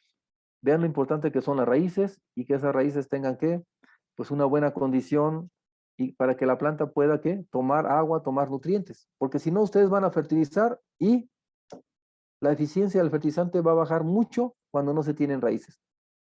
O no se tienen pelos absorbentes o no se tienen raíces nuevas. Entonces la absorción de nutrientes baja muchísimo. Es decir, le echamos la culpa al fertilizante, pero el problema es que mi suelo está compactado, que no tengo raíces, que están podridas, que tengo cola de cochino. Entonces, vean, entonces cuando tenemos esa situación y no podemos arreglarla de inmediato, pues tenemos que recurrir a la fertilización foliar. ¿Qué es la fertilización foliar? Es la nutrición a través de las hojas, ¿sí? Entonces, tenemos que darle de comer vía foliar. Si la planta no puede comer por las raíces, entonces tenemos que aplicarlo vía foliar. Y eso, vean, desde 1844 ya es una práctica que se hace. O sea, ya tiene siglos, simplemente que cada vez se va innovando. Pero vean, dijimos la vez anterior que México tiene un problema muy fuerte de degradación de suelos. Y como los suelos están mal, y nosotros muchas veces solamente queremos fertilizar, tiene que ir de la mano, dijimos, ¿no? Tiene que ir de la mano el mejoramiento de suelos con la fertilización. Porque si nosotros queremos fertilizar una planta en un suelo de mala calidad, compactado que dijimos, donde hay un mal desarrollo de raíces, o no tenemos raíces, se están pudriendo, todo lo que ya mencioné, entonces la fertilización foliar podría ser un complemento, ayudándonos, ¿verdad? Ayudándole a la planta a que coma lo que no puede comer por las raíces, pues simplemente complementarlo. Y aquí vamos a hablar de la hoja, que es el principal órgano pues, por donde ingresan los nutrientes. Aquí es más fácil el proceso de nutrición de las plantas. Ya vieron que acá los nutrientes tienen que pasar por muchos obstáculos antes de ingresar hacia el interior de la raíz. En el caso de la hoja, pues algo similar sucede, pero el paso a través de la hoja, de la epidermis, es mucho más fácil. Entonces, vean, lo primero que se encuentran los nutrientes cuando llegan a la hoja es lo que se conoce como la cutícula, ¿ya? La parte más superior. Y allí en la cutícula pues tiene ceras, tiene grasas, tiene infinidad de sustancias que hace pues, que prácticamente el nutriente no ingrese. A veces tenemos que orillar a que el nutriente ingrese. Entonces vean, podemos decir que la absorción foliar se da en 3 pasos. Ya dijimos en el caso de las raíces, en el caso de los nutrientes que se absorben vía raíces, dijimos que llegan, ¿verdad? Exceso nutrimental, son absorbidos y después ya son transportados por el xilema, la savia bruta. En el caso de la hoja, vean, el primer paso es aplicar los nutrientes vía foliar, retención del producto en la hoja. Se dice que si tú logras tener el producto más de 3 o 4 horas en la hoja, es suficiente para que la planta lo vaya absorbiendo. Fíjense. Pues si yo lo apliqué ahorita y cayó una lluvia bien fuerte, pues ya se lavó todo, ¿no? A menos que apliquemos algún otro tipo de productos que se conocen como adherentes. Entonces les decía que se requiere al menos 3, 4 horas para que el producto pueda aprovecharse. El segundo paso es el transporte, cómo atraviesa la parte más extrema, ¿no? Que es la parte de la cutícula. Y 3, pues cómo se mueve hacia los diferentes órganos. Entonces vean, aquí están viendo ustedes lo importante que es esta situación. No siempre se aprovechan al 100% no porque vean aquí la gotita de agua con el nutriente, esos nutrientes se van a aprovechar. Vean, tenemos que hacer que la gota se acueste, ¿ya? ¿Por qué? ¿Qué dice ahí? El ángulo mayor a 90 grados no es mojable, es decir, no alcanza a ingresar fácilmente hacia el interior de la célula, de la hoja, perdón. Recuerden que ahí hay grasas, hay ceras que no permiten, sobre todo para que me entiendan, por ejemplo, si han visto las hojas del aguacate, ¿verdad? Del mango, cómo están así muy cerosas, brillantes, es eso. Entonces, se imaginan que cae una gota de agua con el nutriente sobre esa hoja bien cerosa, pues ahí se queda la gota. Entonces tenemos que hacer que se acuesten. Para eso hay productos, ¿verdad?, que le llamamos surfactantes o tensioactivos, ¿eh? Son surfactantes. Lo que hacen es esto, vean. Ustedes saben que la fuerza de cohesión de las moléculas del agua es muy fuerte. Entonces lo que hacen estos productos es romperle o quitarle fuerza, ¿eh? Esa fuerza de cohesión a las moléculas de agua de tal manera que las moléculas de agua lo que hacen es se acuestan. Y eso hace, vean como dice ahí, si el ángulo es menor a 90 grados, ahí ya tenemos una mejor mojabilidad, vamos a decirlo así. Entonces vean, tener la gota así redondita no es bueno. Hay que hacer que la gota se acueste para que haya un mejor aprovechamiento. Entonces vean, los nutrientes pueden pasar de 3 formas a través de la hoja. En el caso de las raíces dijimos que era con gasto de energía o sin gastar energía. En este caso sucede algo parecido, vean. En la hoja hay unos como conductos, como unos canales que conectan el interior de las células con el exterior de las hojas. Se llaman ectodesmos. Y ahí hay agua. Entonces vean, los nutrientes pueden entrar por esos, son como canales que tienen las hojas, ¿no? Entonces, ahí hay agua, entonces pueden pasar sin ningún problema. Los estomas. ¿Qué son los estomas? Pues son los orificios, ¿verdad? Por donde la planta transpira. Son como los poros de las hojas. Entonces, por ahí también pueden ingresar los fertilizantes foliares. Y a través de la cutícula se requiere, pues, productos como ya les mencioné, surfactantes, tensioactivos. ¿Para qué? Para ir rompiendo esa grasa, ¿verdad? Esa cera la va rompiendo y el producto permite ingresar mejor. Entonces, si no aplicáramos ninguno de estos productos, podemos decir que los nutrientes se absorberían por los estomas, ¿verdad?, por los poros de las hojas y por los ectodesmos. Ya se aplican esta serie de productos que mencioné, ya pueden ingresar incluso a través de la cutícula, ¿no? Atravesando a la fuerza. Pero vean, la pregunta que siempre nos hacen, ¿y cuánto tiempo tardan en absorberse los nutrientes cuando se aplican vía foliar? Aquí observen ustedes que los macronutrientes, vean, nitrógeno, potasio, magnesio, en cuestión de horas se absorben. El fósforo y el calcio tardan más días, vean, de 1 a 2 o hasta 5 días en absorberse, al igual que los micronutrientes. Vean. Entonces, Esto estoy hablando cuando son los fertilizantes minerales, solos.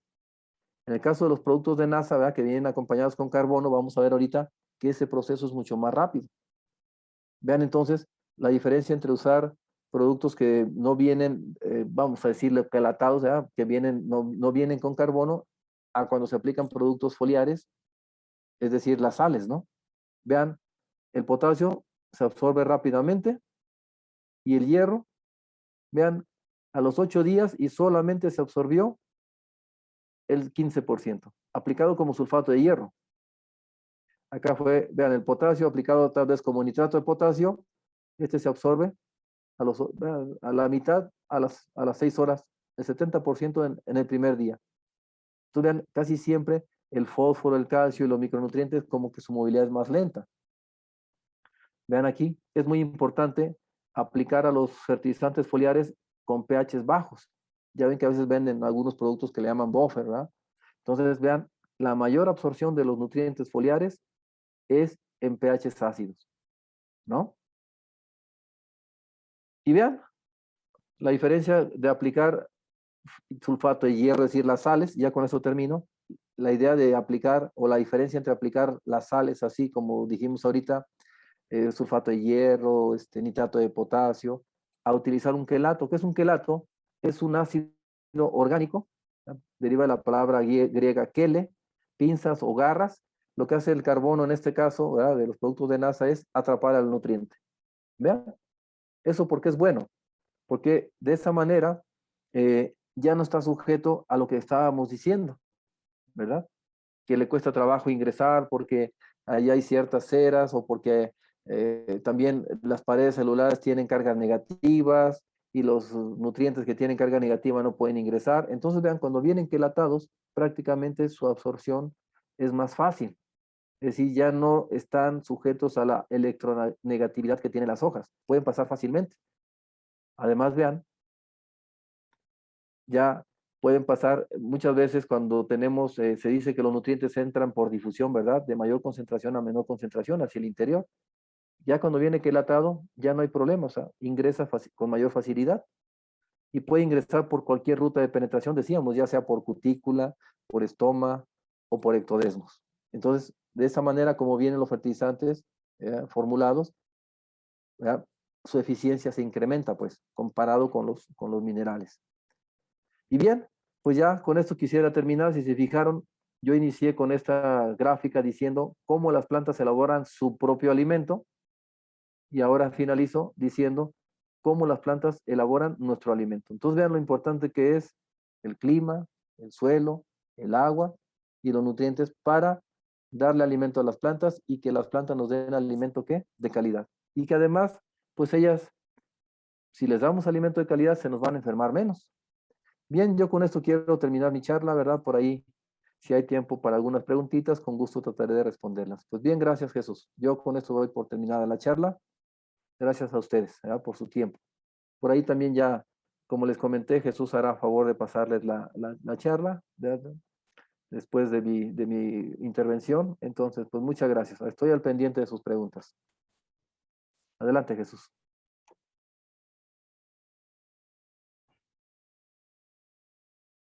Perdón.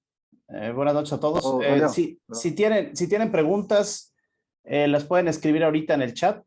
Somos 84 personas ahorita, entonces es un poco complicado prender los micrófonos, pero si nos hacen el favor de escribirlas en el chat, se las podemos ir diciendo al doctor y ya las puede ir contestando, ¿no? Ok, la primera pregunta que tenemos de Carlos Vázquez es, ¿qué sugiere para poder estar regulando el pH? ¿Qué sugiero para regular el pH? Sí. ¿En los productos o cómo? No entendí bien. Pues me imagino que en el cultivo, ¿no? En los cultivos. Yo creo que en el suelo, ¿no? Normalmente Sí. el pH, fíjense, va a depender de muchas cuestiones, ¿no? Normalmente, si tienes tú un agua que tenga un pH alcalino, pues es normal que el pH esté alcalino, ¿no? Cuando el agua es ácida, normalmente va a estar más ácida el suelo, pero normalmente cuando tenemos un pH ácido, estoy hablando de abajo de 5.5, normalmente aplicamos cal agrícola, fíjate, cal agrícola a los suelos.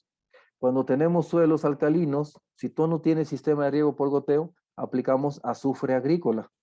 Entonces, ahora, si tienes ya un sistema de riego, pues más fácil. Si tienes un pH ácido, puedes aplicar hidróxido de potasio, hidróxido de amonio, hidróxido de calcio, etcétera, y eso va a hacer que sube el pH.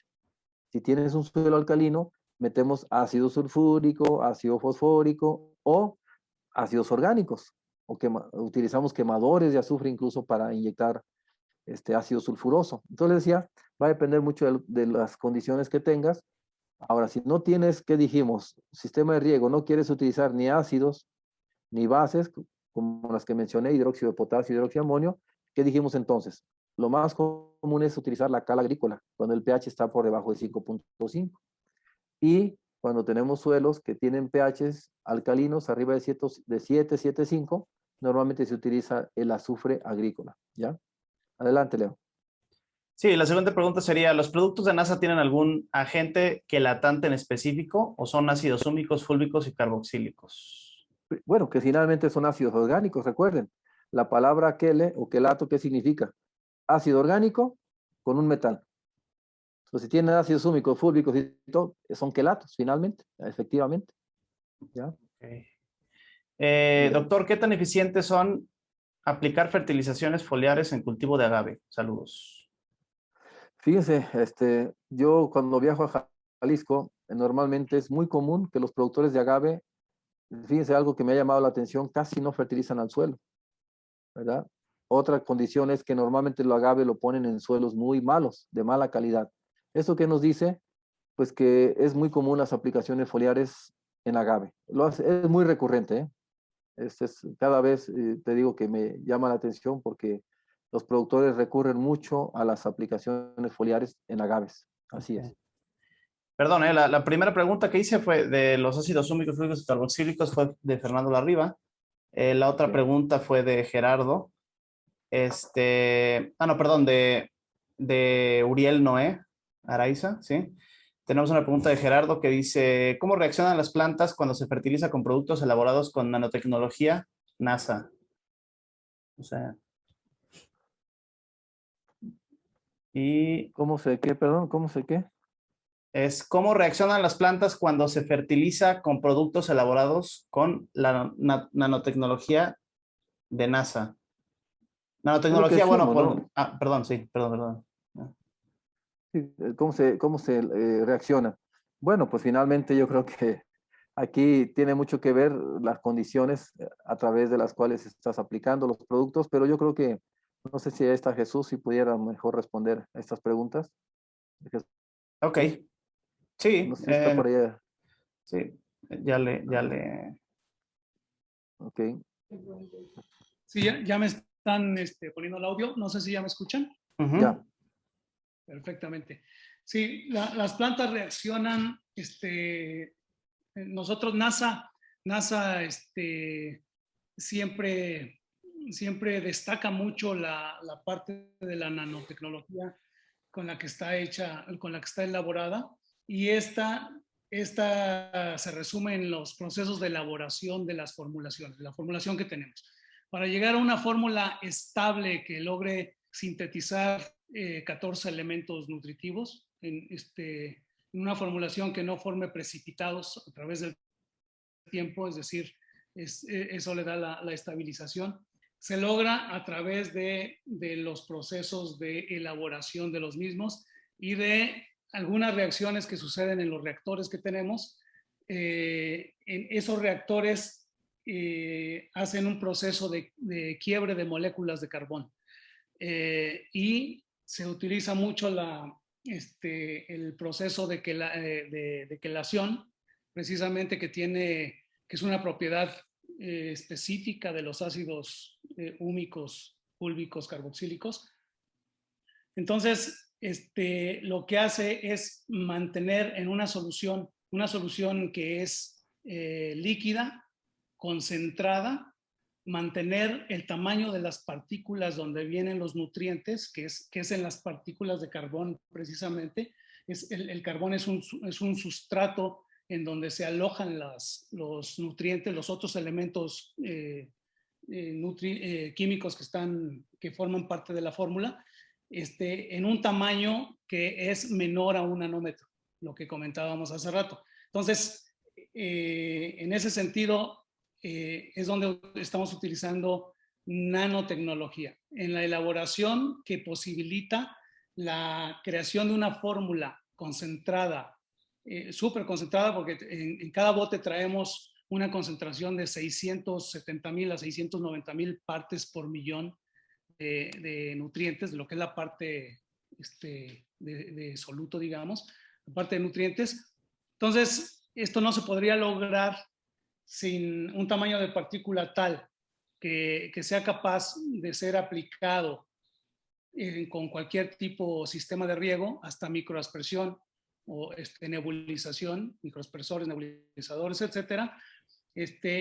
Si no tuviéramos esa fórmula estabilizada, digamos, que no forma estabilizada, repito, es que no forma precipitados después de elaborarse, que eso sucede cuando se mezclan bases y ácidos, ¿no? Todos sabemos ese proceso de precipitación, en donde se forman agujas, rocas, piedras insolubles, que son insolubles. Bueno, el evitar ese proceso de precipitación es gracias a la nanotecnología utilizada en NASA. Entonces, ¿cómo ayuda? Pues ya creo que, doctor, explicaste muy atinadamente en esta parte de cómo se nutren las plantas, toda la parte de cómo se nutren por parte de la raíz, cómo se nutren por parte de las hojas y los métodos, más bien los elementos con los que la planta absorbe, que mencionabas, las estomas, etcétera, etcétera. Bueno, pues el tamaño de las estomas, tú mismo lo mencionabas, pueden llegar hasta 100 nanómetros, no sé, 60, 100 metros. Y si el tamaño de la partícula donde vienen esos 14 nutrientes de nosotros no llega a 1 nanómetro o es de un nanómetro aproximadamente, pues ya tiene un método para poder ser asimilada la planta, ¿no? Es la manera en que las plantas pueden asimilar las formulaciones de NASA. No sé si me expliqué. Sí, sí, sí. Hay otra pregunta que a lo mejor la puede responder también Jesús, ¿no? Dice la de Miguel. No sé si la quieres leer, Leo. Sí, Miguel nos comenta que cómo ayudaría la fertilización NASA combinada con microorganismos. ¿Cómo ayudaría en contra de los diversos patógenos o virus que atacan a las plantas? Bueno, pues como comentaba también el doctor en la primer conferencia que hubo de acondicionamiento de suelos, donde nos daba nos estaba dando cuáles son los acondicionadores principales de los suelos. Uno de ellos mencionaba que son los ácidos húmicos, toda la materia orgánica, vaya, todo lo que tenga carbono, ayuda a, él decía que es realmente un símil, ¿no? Estamos hablando de la misma cuestión cuando dices microorganismos o fertilidad biológica y materia orgánica, o carbón o contenido de carbón, es hablar de lo mismo. Un suelo pobre en materia orgánica va a ser un suelo pobre en microorganismos, ¿no? Y un suelo pobre en microorganismos va a ser un suelo pobre, con contenido pobre de materia orgánica. Van como siempre de la mano, ¿no? Muy bien. Entonces, no sé si me quiere repetir, porque no sé si la contesté de manera completa.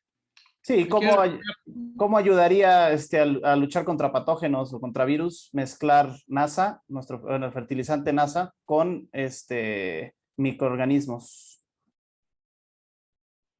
Bueno, pues al ser el carbono que estamos aportando, ser un alimento natural para los microorganismos benéficos, obviamente propiciamos que el número de colonias de microorganismos se multiplique, que ellos se alimenten bien y se desarrollen y se reproduzcan de manera abundante.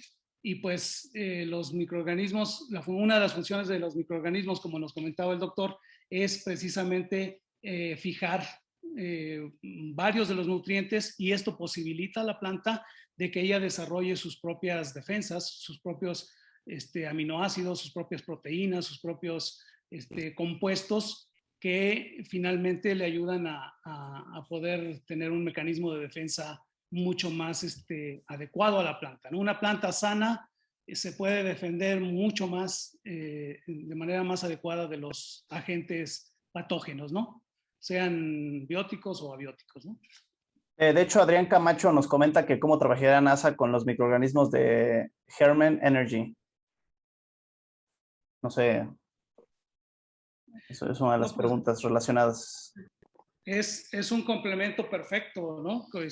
Ya lo comentaba también el doctor, que dentro de los agentes que intervienen en la calidad del suelo agrícola, están, por supuesto, la fertilidad biológica, que tiene que ver con los microorganismos, química, que tiene que ver con los elementos que existen en el suelo, los elementos químicos nutritivos, y con la fertilidad física, ¿no? Que es la constitución del suelo, ¿no?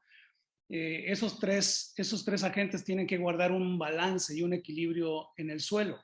Entonces, los microorganismos es uno de los factores preponderantes, ¿no? Para poder restablecer el equilibrio del suelo, ¿no? Sin microorganismos, pues no hay un suelo acondicionado adecuadamente para que pueda producir buenos resultados, ¿no? Entonces, uno de los tres elementos, ¿no? Uno, la fertilidad biológica, la aportan ellos, cosa que no trae la parte de la fertilización que traemos nosotros. Nosotros aportamos los elementos nutritivos y aportamos algunos de los acondicionadores del suelo, como son el carbón, la materia orgánica, como ya dijimos, y estos tienen sus efectos, tanto los microorganismos biológicos como la materia orgánica, tiene también su efecto en la parte física, o sea, van propiciando generación de agregados y van haciendo que el suelo sea más oxigenado, que tenga mejor estructura física, etc.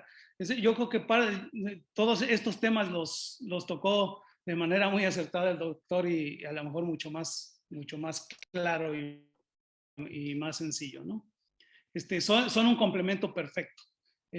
Voy a mencionar que estuvimos la semana antepasada, estuvimos evaluando unos microorganismos benéficos con una tecnología que trae precisamente Hermen Energy, es la marca, están producidos de una manera muy científica, muy... a mí me dejó una muy buena imagen, una muy buena impresión. Nos invitaron los productores de estos microorganismos, la empresa productora, que están en Jalisco, ellos están en Guadalajara. Fuimos a ver unos cultivos tratados con microorganismos, y la verdad yo me vine muy bien impresionado de ellos, a tal grado que comentamos ya con los dueños de la compañía, con los socios de la compañía, porque queremos integrar al catálogo de NASA, queremos integrar el aporte de estos microorganismos biológicos, porque sabemos que es una parte fundamental para hacer buenas recomendaciones de acondicionamiento del suelo. Por supuesto que los estamos considerando de una manera muy seria, ¿no? Para integrarlos al catálogo y poderlos distribuir a través de la red de NASA. Muy bien, gracias. Doctor, creo que estas preguntas, Okay. digo, son muchas preguntas, no vamos a poder contestar todas. Yo creo que unas 2 o 3 más, a lo mejor podemos juntar algunas. Hay una relacionada al tema que vimos hoy, que es respecto al flujo de masa, el fósforo tiene muy poca movilidad. Entonces, si la raíz crece para ir en busca del fósforo, o el fósforo, o si el fósforo se alcanza a llegar como debe de ser a la raíz vía fertirriego, creo que, a ver, es que no, Creo que Sí, aquí sí, bueno, no sé bien respecto al sí, fósforo. Además, el fósforo tiene muy poca movilidad. Entonces, en sí, la raíz crece por ir en busca del fósforo. O el fósforo sí alcanza a llegar, como debe de ser, a la raíz vía fertirriego. sí, normalmente en fertirriego también se recomienda incorporarlo, ¿no? De fondo. Recuerden que en muchos cultivos se estila hacer incorporaciones de fondo y después complementar finalmente con fertirriego. Entonces el fósforo es uno de los elementos que aún teniendo fertirriego se recomienda incorporarlo hacia el interior. Por ahí hay resultados muy buenos que hemos hecho, sobre todo en Tapachula, ¿no? Trabajando con, con granulados, sobre todo en la temporada de lluvias, incorporados al suelo, funcionan de maravilla. Y se complementan, ¿eh?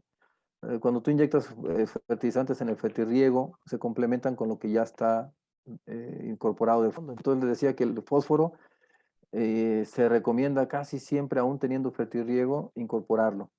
Y ahí quisiera tocar el tema que hablan del moco, ¿no? Del banano. Sí. Pues sí, que finalmente es algo diferente. Por ahí que preguntan que si se puede fertilizar al 100%. Recuerden que los fertilizantes foliares es un complemento al suelo, ¿verdad? Si no puedes fertilizar al suelo, con mayor razón, ¿verdad? Tendrías que hacer aplicaciones foliares. Ahí sí, por cuestiones ya de manejo del propio patógeno, ¿no? Entonces, si no pueden fertilizar al suelo, entonces sí te recomiendo que hagan aplicaciones regularmente de NASA, ¿verdad? Vía foliar. Sabemos que los fertilizantes foliares no sustituyen la fertilización al suelo. Por eso ahí preguntaban también eh, que si los productos de NASA pueden sustituir al estiércol de vaca y eso. Sí, esa es la idea, ¿no? Recuerden que como tienen carbono, pues la idea, la respuesta es sí, sí pueden sustituir a los estiércol de vaca y todo eso. Recuerden que la ventaja que tienen estos productos es que si tú haces compost o con estiércol de vaca y después lo aplicas en tus cultivos, al rato vas a tener muchísima maleza, ¿verdad? Entonces, ese carbono que entre comillas tú quieres aportar a tus suelos, que es bueno que los aportes en cualquier forma, desafortunadamente lo que vemos casi siempre que usamos compost, estiércol de res, de chivo, que sea, normalmente pues diseminamos, ¿no? Las malezas, porque las semillitas no es fácil que muchas semillas de las malezas no es fácil desintegrarlas. Entonces muchas veces vienen en el estiércol de vaca y sí es cierto, qué bueno que estás aplicando carbono, pero lo que estás haciendo es hacer crecer mucha maleza, diseminar las malezas, ¿no? Entonces, sí, estos productos de NASA que tienen carbono en diferentes formas, sustituyen, claro, al carbono que estás aplicando de manera. Es más, es un carbono ya elaborado, es un humus ya elaborado, no tiene que pasar por un proceso de descomposición. Entonces, más o menos, esa sería la respuesta a la pregunta. Y de enraizadores, preguntan también algo relacionado con raíces. Eh, Normalmente, y la charla anterior dije que el mejor enraizador se llama oxígeno. Lo primero es tener un suelo bien aireado. Ya después, si estimulamos el crecimiento de raíces, ¿verdad? Entonces, ¿qué dijimos? Me preguntan que cuál es el mejor enraizador. Todos son buenos, ¿no? Si los pueden combinar es mejor. ¿Qué dijimos? Las auxinas, pues ya son promotores, ¿no? De raíces. ¿Qué más? Los aminoácidos, asparaginas, triptófano, arginina, ¿no? ¿Qué más dijimos? Los ácidos húmicos son promotores de raíces y los microorganismos. Entonces, vean, esta estrategia biológica que mencionaba Jesús o ustedes mismos de mezclar productos de NASA con microorganismos, pues, claro que van a tener un efecto muy importante. O sea, es como es multifactorial.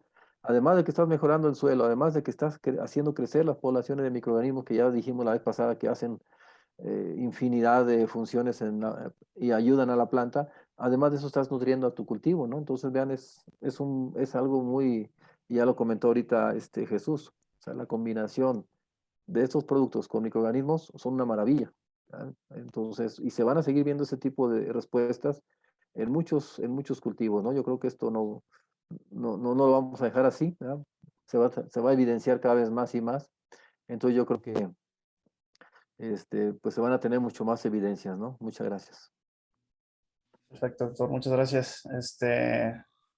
Bueno, esta puede ser la última pregunta. No sé, no sé si usted la sepa o Jesús Ballén la sepa, ¿cuántos kilogramos de NASA se necesitan para aumentar el contenido de materia orgánica en un 1%? No sé, este, Pues ahí es muy sencillo. Tú puedes dividir normalmente 1% de materia orgánica. Si yo lo multiplico, vean, es mucho, ¿eh? O sea, recuerden que 1% sí, son, si yo lo multiplico por 10,000, me da 10,000 partes por millón. Si lo multiplico por 3, esta es la profundidad del muestreo, por 0,1. Ahí sería nada más el porcentaje de carbono que trae, bueno, algún producto de NASA, ¿como cuánto sería, Jesús? Hay 58% de carbono. Entre 58, fíjense. Fíjense, sería más o menos unos, según mis cálculos, cerca de 5,000 litros. Pero bueno, por eso se tiene que ir gradualmente. O sea, recuerden que querer subir el nivel de materia orgánica en un suelo en un día, pues eso es imposible, ¿no? Entonces, por eso las aplicaciones tienen que ir graduales, ¿no? Pero sí, más o bueno, menos serían el equivalente a cerca de 5,000 litros, ¿no? sí, bueno, he visto en estiércol, por ejemplo, pues qué cifras serían, ¿no? En estiércol son 60 toneladas para subir Sí, 1%. sí, sí, Sí, sí. fíjense, 5,000 litros de NASA contra 60 toneladas de estiércol de vaca. Es un mundo, ¿no? Ujú, sí. Bueno, doctor, creo que Aquí, ya, perdón, Leo, sí, quiero hacer también otra puntualización en este sentido. Entonces, más o menos aumentarle un 1% con el estiércol de vaca, bueno, ya lo comentó el doctor, es alrededor de 60 toneladas, ¿no? Si es estiércol vacuno, etcétera, entre 60 y 90 toneladas, ¿no? Y con NASA, haciendo los cálculos, 5,000 litros son 5 toneladas, pero hay una cuestión interesante. Cuando ustedes integran materia orgánica cruda, como es el estiércol, pues hay que ponerlo con tractores y mezclarlo con el suelo, darle la vuelta, integrarlo completamente. Y la aportación de carbono de NASA puede ser por el sistema de riego. Mientras más eficiente sea, más puntualizado, digamos, si estamos utilizando cintilla, entonces le vamos a aportar ese 58% de carbón, se lo vamos a aportar en el área radicular, directo en el área de la raíz, y no va a haber un desperdicio, digamos, en las otras áreas. Nosotros, como lo comentamos siempre con los productores, es que le aportamos la cantidad de carbono ya disponible o ya degradado, ya listo para que pueda hacer el beneficio a la planta. Le vamos a aportar la cantidad adecuada de carbón que el cultivo va a requerir en ese ciclo, ¿sí? Porque está aplicado de manera centralizada, no está esparcido en toda la hectárea, digamos, ¿no? Sino que es directamente en el área radicular, que es donde lo va a tener el alcance el cultivo, la planta, ¿no? Entonces, vamos a hacer que sea más eficiente la cantidad de carbono que se está poniendo, sea exactamente en el lugar donde lo va a estar necesitando la planta, ¿no? Más preciso, digamos, un lugar más preciso. perfecto. Bueno, creo que ya, por el tiempo, pues creo que, son todas las preguntas, que tendríamos por hoy. Eh, muchas gracias. Muchas gracias, doctor. No, al contrario, nos vemos en la próxima charla, ahora próximamente, y pues un abrazo, síganse cuidando mucho y gracias por su tiempo. Gracias, Jesús, Leo, por el apoyo, y a todos ustedes, muchas gracias. Ya nada Hasta más quiero pronto. hacer un comentario antes de también darte las gracias, doctor. Quisiera hacer un comentario ya. Estamos déjame ver si puedo compartir mi pantalla. Yo creo que sí, pero déjame ver. Compartir pantalla, aquí está. Bien, nada más quiero hacer una especie de resumen. Acabamos de abordar el segundo tema del curso. Yo los invito a tener la participación que hemos estado teniendo. Les agradezco muchísimo a las unidades de negocio, a los gerentes de unidades de negocio que han ido distribuyendo o compartiendo esta información con sus distribuidores, y así lo podemos hacer llegar a toda la red de distribución de NASA. Les agradezco muchísimo su participación y pues estar al pendiente para el tercer tema, que es muy, muy importante. Se va a tratar, va a ser el 6 de octubre, a confirmar todavía la fecha, pero sería el 6 de octubre y estaríamos tratando fertilización de cultivos agrícolas, ¿sí? Entonces, los temas son secuenciados, como ven, llevan una lógica y, y lo que pretenden es pues que nosotros tengamos entendimiento, un entendimiento general de cómo reaccionan las plantas, qué son los cultivos, cuáles son los factores que intervienen, etcétera. Están muy bien desglosados en los tres temas. Los invito a estar atentos a la siguiente sesión. Y también aprovecho para decir que las presentaciones con las que se está guiando el doctor nos las está haciendo llegar.